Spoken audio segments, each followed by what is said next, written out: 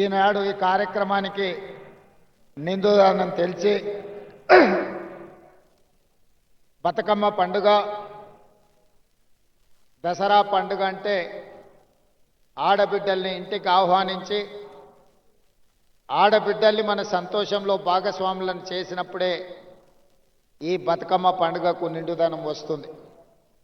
అలాంటి బతుకమ్మ కుంట ప్రారంభోత్సవ కార్యక్రమంలో మా ఆడబిడ్డ సీతక్క విమలక్క పాల్గొని ఈ కార్యక్రమానికి సంపూర్ణత తీసుకొచ్చిండ్రు. ఈ వేదిక మీద ఉన్న ఆడబిడ్డలందరికీ, రాజ్యసభ సభ్యులకు, శాసనమండలి సభ్యులకు, శాసనసభ్యులకు, వివిధ కార్పొరేషన్ చైర్మన్లకి, ఇక్కడికి విచ్చేసిన వి హనుమంతరావు గారి అభిమానులందరికీ, ముఖ్యంగా వి హనుమంతరావు గారికి ఆయన ఒక జీవితాశయంగా ఈ బతుకమ్మ కుంట పునరుద్ధరణ కోసం పోరాటం చేస్తూ వచ్చిండు.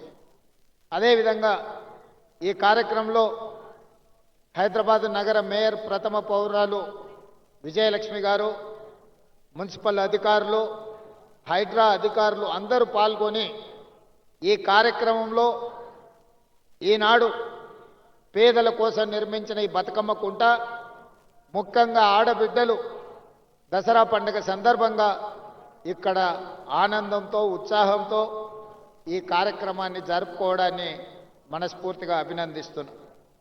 మిత్రులారా, ఈరోజు నిజంగా చాలా సంతోషకరమైన పర్వదినం. నేను హైడ్రా ఆలోచన చేసినప్పుడు చాలామంది చాలా రకాలుగా మాట్లాడారు. కొంతమందికి అర్థం కాలేదు, కొంతమందికి అర్థమయ్యి వాళ్ళ యొక్క కబ్జాలు, వాళ్ళ యొక్క ఆలోచనలు భవిష్యత్తులో సాగవని బురద జల్లే ప్రయత్నం చేసింది. ఎవరెన్ని ప్రయత్నాలు చేసినా మంచి పని చేయాలనుకున్నప్పుడు, ఒక సంకల్పంతో ముందుకు వెళ్ళాలనుకున్నప్పుడు కొన్ని ఒడిదుడుకులు వస్తాయి. ఆ ఒడిదుడుకులను సమయస్ఫూర్తితోనో సమయము సందర్భాన్ని బట్టి వాటిని పరిష్కరించుకుంటూ ముందుకు వెళ్ళాలి. ఈనాడు ఒక నూతన సంస్థని రాష్ట్ర ప్రభుత్వం ప్రారంభించింది. చాలామంది చాలా ఆరోపణలు చేసింది. కానీ నేను ఒక మాట చెప్పదలుచుకున్నా. కోవిడ్ తర్వాత పర్యావరణంలో చాలా మార్పులు వచ్చినాయి. క్లైమేట్ చేంజెస్ అంటే ఊహించని లేనంత వాతావరణంలో మార్పులు వచ్చినాయి.